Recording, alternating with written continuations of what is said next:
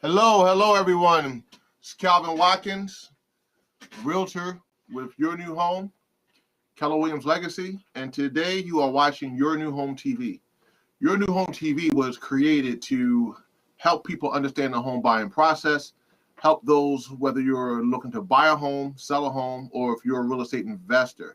I created this program to help people understand the home ownership process, hence the name Your New Home. Whether you are a first-time buyer, second-time buyer, whether this is your 12th home, whether this is your first or 20th investment property, everything around what we do with Your New Home is to help people understand the home buying process. One of the most, if you remember last week, I had the mortgage mama on. She was talking about buying a mortgage, getting a mortgage. Mortgages are used in most homeowning transactions, pretty much how you're going to get the money you're going to use to purchase your house. But all that around money is a big deal because you can't have a house without the money. So with that, some people don't understand, so many people are renting houses now that they don't understand they have the budget to actually own a home. I saw a post today where a woman said the bank told her she couldn't afford a $950 mortgage, but she could afford a $1,400 rental payment. So I'm thinking like, wow, how is that set up? Why is that the case? So it's so often that we need to have ideas of how money works, how to manage money when it comes to buying a home. So I reached all the way out to New York to call a gentleman on. His name is Forrest, and Forrest is going to be joining us today to talk to you about budgeting. Forrest, how you doing? I'm doing great, Calvin. How are you doing? Pretty good. So let's talk about this, because one of the things with home ownership that people don't understand is budgeting. I mean, it's great to say, yeah, I want to buy a house. It's great to say, yes, this is the dream home for me. Or if not the dream home, I want to do investment in property. But so much of life, even everything from buying food every day, from managing, and if you live in an apartment, so much of it revolves around finance. And last week I had a woman on who was a mortgage lender, and she goes by the name of Maryland Mortgage Mama. She said, and I asked her, I said, so many times people put money aside to buy a house, and they say, okay, I got X amount of dollars, and I'm going to buy this house, and then they go buy a car. The bank looks at that as, hey, you have less money to spend. So, right. But it comes back to budgeting. So that's why I wanted to bring you on, and you can introduce yourself, tell us who you are, and tell us about what you do for homeowners. Okay, great. Thank you. My name is Forrest Huguenin. I'm a financial life coach. Because life and money go together hand in hand. You can't separate the two of them.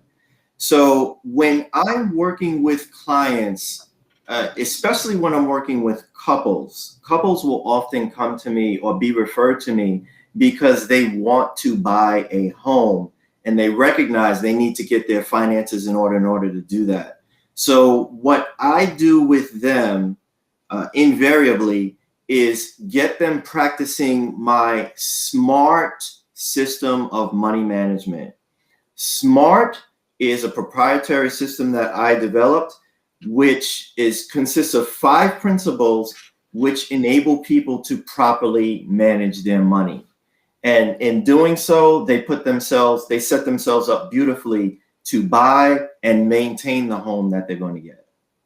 So if that's the case, because again, so often I know people who have good jobs, people who have professional careers, but so much around financial literacy, it calls for budgeting. And people are saying, okay, I can afford a $2,000 house. Why is that not always the case? Just because you have a good job?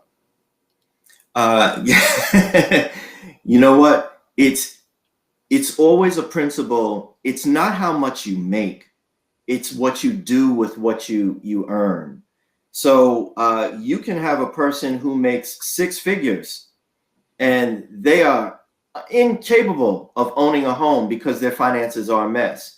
But then you could have somebody who makes $40,000 a year and they're in a perfect position to own a home because their debt is paid down, they're managing their credit well, and they have enough in savings to make purchasing a home a viable option. That's a good point. I have a friend that I can't give away his name. We grew up together, and he pretty much, he has this 9-to-5 job. He does and he's an investor. He bought some property. Now his job might pay him $40,000-$50,000 a year, but his credit is good. He bought an investment property, and that investment property pays for, helps him pay his mortgage. But even before that, he had to budget for home ownership. So it's like, how do we wrap around what's the best way people can wrap their arms around budgeting for home ownership? Well, here, if I could, I'm going to share my screen with everyone, and I'm going to actually show you a slide from a webinar that I am putting on today at 5 p.m.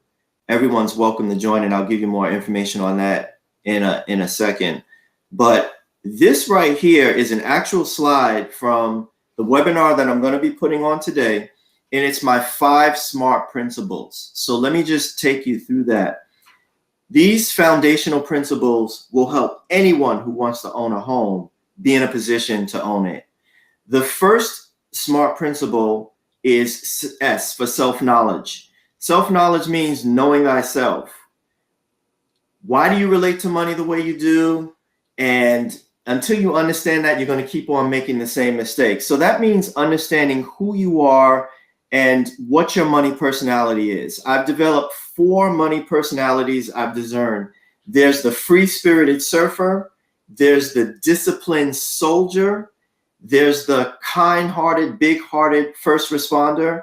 And then there's the adventurous hunter-gatherer.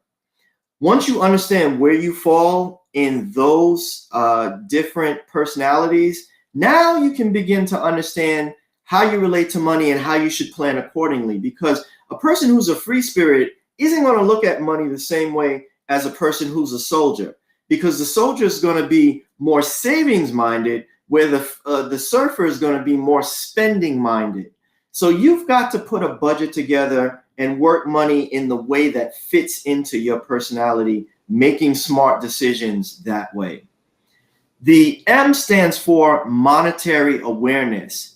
That means knowing your situation. In other words, what actual assets do you have? Cash assets? What do you got in checking, savings? What non-retirement funds can you call on? And do you have any cash value life insurance policies that you could actually call on to contribute to your total financial situation?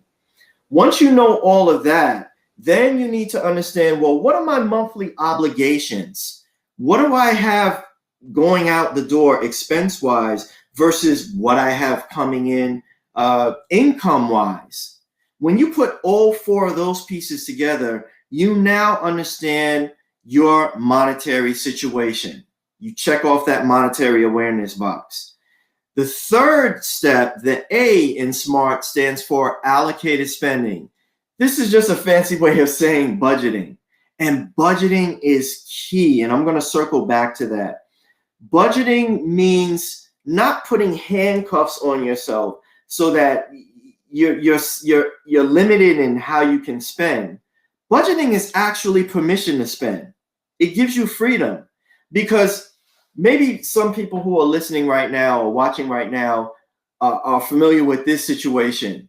You got too much month at the end of your money because the money's flying out and you actually don't have control of where it's going. So before the month is over, your checking account is empty.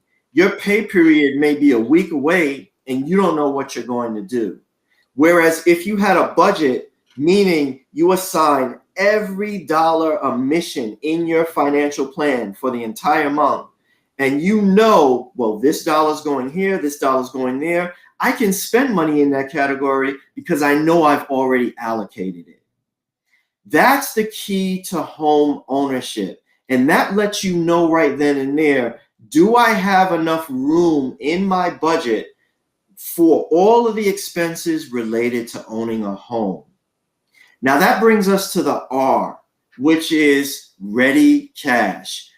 Ready cash is very important, because if you haven't figured out by now in this COVID crisis, cash is king. King. So I always tell all of my clients, you need to have a 3 to 6 month emergency fund of living expenses, not income, living expenses, before you start thinking about buying a home. Now, this fund is separate and apart from what you're going to use for your down payment on the home. This is very important, and I'm going to explain why. When you buy a home, you know who's going to show up at your front door? A guy called Murphy. And Murphy is going to throw everything at you that can go wrong. Your roof is going to get a hole in it. Your furnace is going to go out. You're going to have plumbing issues. All of that is going to eat into your ready cash. And unfortunately, Calvin, what too many people do is they scrape together every cent they have to just get over the hump of putting that down payment, getting over all of your closing costs involved in buying the home. And then they get into the home, they're home rich and they're cash poor. Cash poor. Exactly. Yes. So go ahead. No, I'm going ahead. I mean, this is great information because so often people do. That's how I wanted to toss in. You know, people are home rich, and cash poor, and they get into a house. They don't have the furniture. You know, they don't have the drapes. You know, I remember my first home. I remember the first home I bought. I said, I got to get this house. It was a HUD house. I got a good deal on it. And it had to be rehabbed. And I put all the time, effort, and money into rehabbing the house. So when it came up, beautiful home, you know, but we didn't have any furniture. You know, I didn't really care. But the woman I was married to at the time was like, we need some chairs. It's like, you know, we got this great house. So that's a great thing to explain because people don't understand that. Right, exactly. So in doing that, you set yourself up for all kinds of problems, and the number one problem you set yourself up for is foreclosure.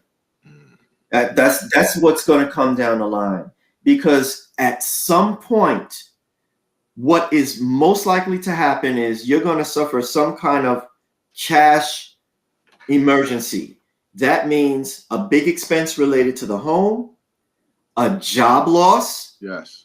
Between either you or your spouse or both of you at the same time, God forbid, or a medical emergency is going to come along, which is going to make large demands on the income that you have coming in. So now you have to make a decision. Do I pay for the medical bills or do I pay the mortgage? Now, if people have to make that choice, what are they going to do? They're going to pay the medical bills. Right. That's a nice moral decision, but now where does that leave you with the house? Right. That's what's going to set you up right there for foreclosure. Yeah. So, but here's what happened. So I'm gonna toss this at you. So today, mortgage rates are at an all-time low. You know, I have a couple dollars set up. My credit looks good. I didn't do all the budgeting. I just know, like the scenario I told you a little earlier. I just know that if I can afford $1,400 a month in rent in an apartment, I should be able to afford the same or less with buying a house. You know, the budget thing, I was like, all I ought to know is that because with an apartment, if you don't have that $1,400 a month at the beginning of the month, then you're going into eviction court. With a mortgage, it's a little different. It's like, okay, yeah, I can let it slide. I'll just catch it up next month. But budgeting is still important. So what should people do? And they said most people are like 21 to 24 months out before they buy a house. What should they do? I mean, how do they get ready? All right, here's how you get ready. You incorporate those principles. Number one, you get your budget together. Now, budgeting is a very simple yet a very complicated thing. Yes. Because it's simple because it's just a few things you have to keep in mind when it comes to setting up a budget for yourself. But people make it complicated because they resist it. They think of it in such negative terms. They push back on it. And in so doing, it becomes a burden to you rather than a helper. So when I'm telling people to budget, again, I'm going to share my screen here, and I'm going to just throw up something else that will help people here. And okay, budgeting right here. This is a page from an actual PDF that I sent out to my clients. Here in Budget and Reduce, you're setting up a bare bones budget. And the thing that you need to keep in mind is every budget needs to start with something. And you start with the bare bones. In other words, how much does it cost to live? What is your rent/mortgage going to be? Number two, how much does it cost to eat? You gotta eat. So you put that in there. Number three, how much are your utilities? Now, this is going to change because when you're renting, generally in that little apartment, either your utilities are included, or if they're not included, they're so small that they're not a big deal. But when you get into a house, do you know the utility company puts you on a different metering category? You actually pay more at that point. So your utility bill is going to be larger simply because you have more square footage to light and heat. You're going to be using more water. All of those things go into effect. Another thing you need to keep in mind is, what are your transportation costs going to be to get back and forth to work? This might include, what is your car payment? What is your insurance? What is gas for the car? Another thing people leave out, even when they own a car free and clear, is how much is it going to cost to maintain this car? Like tires are coming due. Wear and tear items like your timing chain, mufflers, things like that, oil changes, all these things come into view. And a lot of times when it comes to cars, because I used to sell cars, people mess themselves up with cars because they buy a car and they think, oh, I can handle the payment. But what if you have a BMW or a Mercedes? Exactly. An oil change for a BMW or a Mercedes is not the same as an oil change for a Honda Accord. So you have to keep in mind what all your obligations are. When you have all of those things in mind, now you start adding on to that. What are my other things like entertainment? What is it going to cost me to pay all my other outstanding debts in the course of a month? And so on and so forth. I actually have a worksheet that I take all of my clients through when it comes to that, so that they can understand exactly what they need to account for when it comes to budgeting. Why is it so hard? I mean, budgeting, I mean, we see it all the time. You see someone with a $100,000 car in front of a $10,000 house. You see people, and I don't know, because I'm not a budget expert, financial expert, I see people, you see commercials come on about leasing a car versus buying a car. There's just so many different programs out there. How do you sit down with someone and say, okay, looking at all that you make, looking at your assets, looking at what you want to buy and where you want to be in 10, 12, 24 months, this is the best plan for you. Right. Well, there's a lot of pieces to that recipe. Okay. And the first thing I start out with is, when I sit down with clients, what are your overall goals? Where do you see yourself in 5, 10, 15, 20 years from now? And that means planning. So then once you know what your ultimate goals are, now I'm going to help you back into those goals. So we work back in time from the future to today. What should you be doing now in order to set yourself up to get to where you want to be? So you might say, well, you know what, man? I've been working my job for 15 years now, and my pension's going to be set up. I'm going to be ready to retire in another 5 years. I'm on a 20-year plan, for instance. Maybe you're one of these New York City transit workers. You got that kind of plan going on. Right. Now, okay, cool. When you go out, what is your pension going to be? What is your lifestyle going to be? So it's a matter of looking at where you are today, where you want to be tomorrow, and figuring out what are all the intermediate steps you need to put in place in order to get there. Right. And I think that's a beautiful point, because I know there's a book, The 7 Habits of Highly Successful People. Even Covey starts out, start with the end in mind. Yeah. I was talking to a realtor the other day. They said, a dream or a dream without goals is just a dream. So financial planning helps people not only, they start off with their dream, like where they want to be, but you help them put the steps in place to get there.